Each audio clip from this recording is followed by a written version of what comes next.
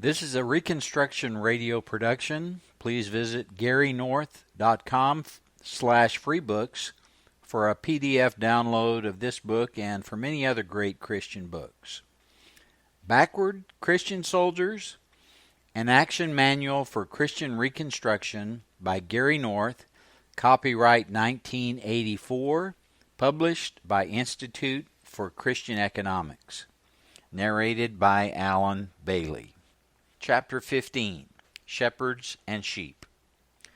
The battle for Christian Reconstruction is many-faceted, but there is a single litmus test to separate the shepherds from the soon-to-be-sheared sheep in this battle: their support, financial, familistic, and verbal, of the Christian day school movement. Any successful strategy of conquest must employ a two-pronged attack: the grand design and specific tactics. We need to participate in a coordinated program of conquest. This is what Christians have never succeeded in achieving. The various Christian churches, not to mention independent groups not directly connected to denominations, have always arrogated to themselves almost total authority.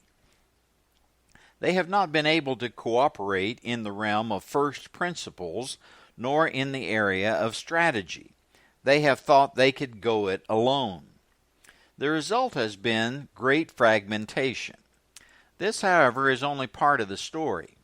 It is not just that denominations have not cooperated well. It is also that the individual churches have fragmented internally. The centralists have tended to become full-time bureaucrats seeking power, and the decentralized pastors, teachers, and other Christian workers have tended to go their own way, leaving the tedious affairs of central administration to those with a taste for it. Those with a taste for bureaucratic administration seldom have a taste for creeds, theology, and non-humanistic innovation, all of which are controversial and all of which tend to reduce the powers of bureaucracies. Hierarchies have strangled culture-altering Christian innovation. What is needed is a working federalism among Christian groups and within each group. What is needed is decentralization, yet with sufficient willingness on the part of the eyes to recognize the importance of the feet, and withal acknowledging the authority of the head, Jesus Christ. 1 Corinthians 12. We need multiple responsibilities governed by biblical revelation and the leading of the Holy Spirit. What is needed is a vision of conquest so great that we must cooperate. The cost of gaining cooperation institutionally has proven prohibitively high for centuries. Churches haven't cooperated very often. They haven't agreed on policy, organization, and the assignment of tasks. Unquestionably, this has been an institutional failure on the part of institutional Christianity. The hands and feet have looked to an earthly head, and the Bible teaches that there is no head except Jesus. Roman Catholics cannot convince Protestants that the Pope is that head, and premillennialists cannot convince the others that Christ will return to earth for 1,000 years prior to final judgment to serve as the earthly head. Almost everyone has given up the vision of conquest because there is no earthly head. The fact must be faced in time and on earth as of the mid-1980s. There is no acceptable source of institutional strategy, no organizing general who is followed by all Christians. But never forget the Satanist and the humanist have no visible earthly general either. The common enemy. Christians are supposed to love each other. Communists are supposed to share bonds with all proletarians and other communists. Every ideological group proclaims universality, and all of them bicker internally, never displaying unity except in the face of a common enemy. Humanism today is the common enemy of Christians. The The Pentecostals are seeing this more and more clearly. The Roman Catholics who take the faith seriously cannot afford to waste time and energy worrying about merely heretical Protestants. They have too many apostate clerics and theologians to contend with. The Baptists, the Lutherans, and the handful of believing Episcopalians who are still inside their churches are besieged on every side by the enemy. The fact is simple. The enemy of all orthodoxy has surrounded the churches and in most cases is already inside the gates. In too many instances, humanists are in the temple itself, setting policy in the seminaries, colleges, and Sunday school editorial committees. On all sides, Christians are surrounded by Unitarians, who may call themselves something else for the sake of their strategy. What we find, therefore, is that those who are the great proponents of institutional centralization are almost always those who hold to a theology of political salvation. They want to centralize institutional power because they believe that mankind will be regenerated and society purified by means of the exercise of external force. In the division of labor, these people tend to get on top, for they do best what they are committed to, namely exercising power. What we are seeing today is a steady increase in awareness among thoughtful Christians that the common enemy, secular humanism, is a greater threat than the shades of theological emphasis separating them from other besieged Christians. They are beginning to understand that there have to be alternatives to the centralizing rot of political theology, humanism. They feel the impending doom of humanism's eroding civilization, and they are convinced that they must not go down with humanism's ship. A few, a very few, sadly, are trying to construct alternative vessels. What are these alternative vessels? Prayer groups, missionary boards, Christian professional associations, tape libraries, publishing houses, and special interest associations, most notably the Right to Life societies. But one vessel stands out as the preeminent one, the independent Christian day school, alternative education. The serious Christians who are convinced that the battle against humanism is the crucial battle for our age are taking their children out of the only established church in America, the government school system. Those who are making the crucial stand are those who take this step. It is this step, institutionally speaking, which is separating not the sheep from the goats, but the shepherds of the future from the about-to-be-sheared flocks who will not follow them. There are many arguments against pulling your children out of the camp of the enemy, and I have heard all of them. But they all boil down to this: Christian schools really don't make that much difference.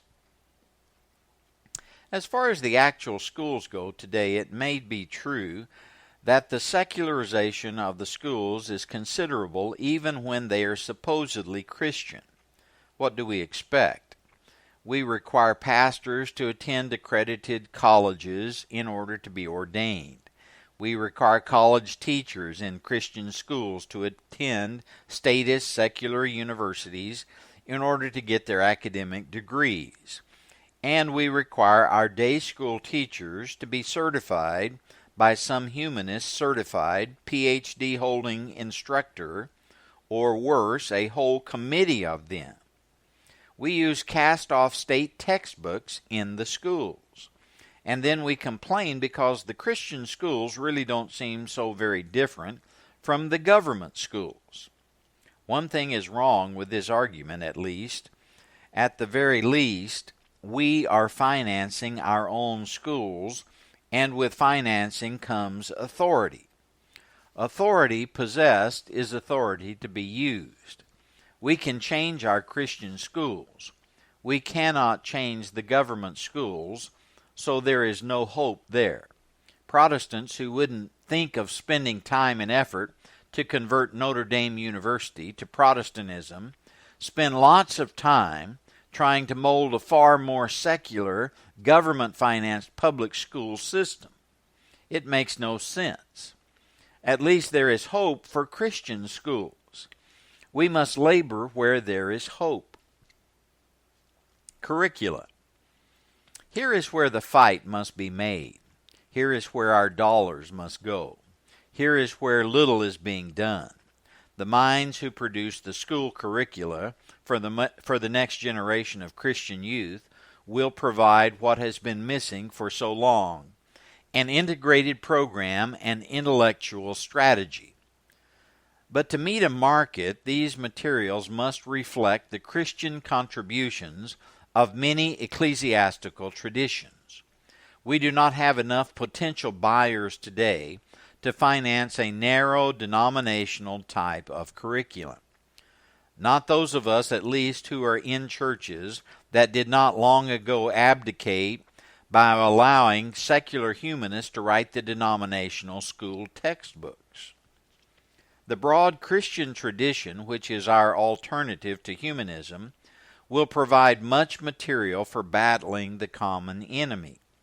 The crying need for good, conservative, accurate, principled, readable, and literate curricula will cover many minor disagreements. If love covers a multitude of sins, think what the need for Christian textbooks will cover. And to get the cost down, we have to write for a broad market. We have a broad position to defend, a position which must be separated from the dying culture of secular humanism. Yet at the same time, we have diverse strands in this Christian tradition, unique elements provided by many Christian groups.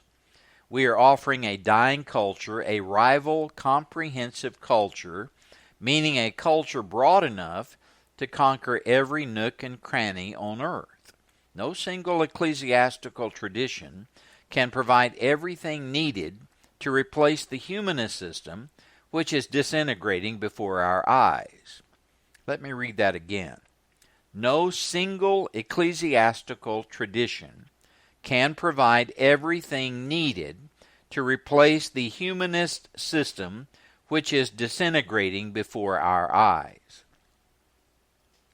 Therefore, the Christian school and the economics of the marketplace provide the goal and the means of cooperating.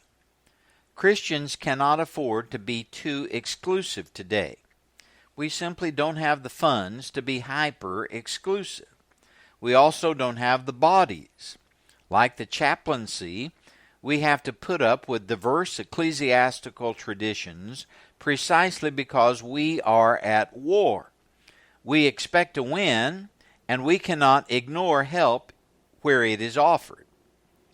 Now, for those who do not think they are at war, who would not expect to win if they did not understand it, and who cannot distinguish a Christian day school from a government day school? All of this may appear silly. After all, they think they have to defend their total institutional purity on questions of dress, drink, prayer, architecture, flip-around collars, or whatever. That's what really counts before God. And if it means shoving the next generation into the training camps of secular humanism, well, then that's what's necessary. After all, not many people can finance both their ecclesiastical quirks and simultaneously gain full market support for a comprehensive Christian school program. And even among those denominations that have built up their schools, their textbooks have a distressing tendency to resemble secular humanist tracts baptized by the proper mode of course. Conclusion. Those parents who care enough about their children to get their children the parents' schools by financing those schools will not be so ready to swallow secular humanism, whether presented by men with the proper vestments or not. They are paying for the future, and their vision is in the future. The man who sends his children into the public school system is present-oriented, no matter how much he protests. The war against the enemy of Christ, secular humanism, will not be won through the leadership provided by present-oriented defenders of the government school system.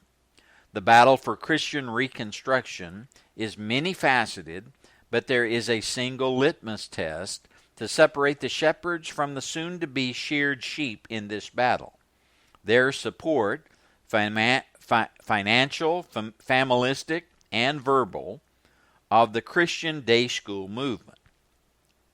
Anyone who fails this test may still be a regenerate sheep, but he should be recognized as one about to be sheared.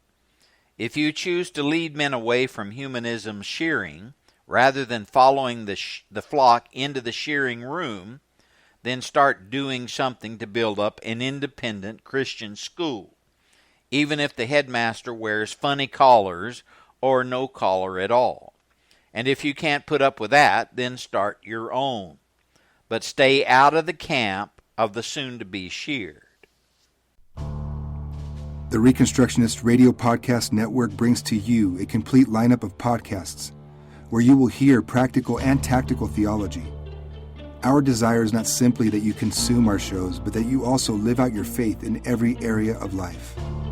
We can talk all day long about these things, but if we fail to put them into practice, then we fail as ambassadors of Jesus Christ, our King. Subscribe now to your favorite Reconstructionist Radio Podcast Network shows, or you can subscribe to the Reconstructionist Radio Master Feed, where all of the content we produce, including the audiobooks and audio articles, will pop up as soon as they are available. And don't forget to visit reconstructionistradio.com to volunteer as a narrator or to partner with this ministry financially. May the Holy Spirit stir you into action for Christ and His kingdom.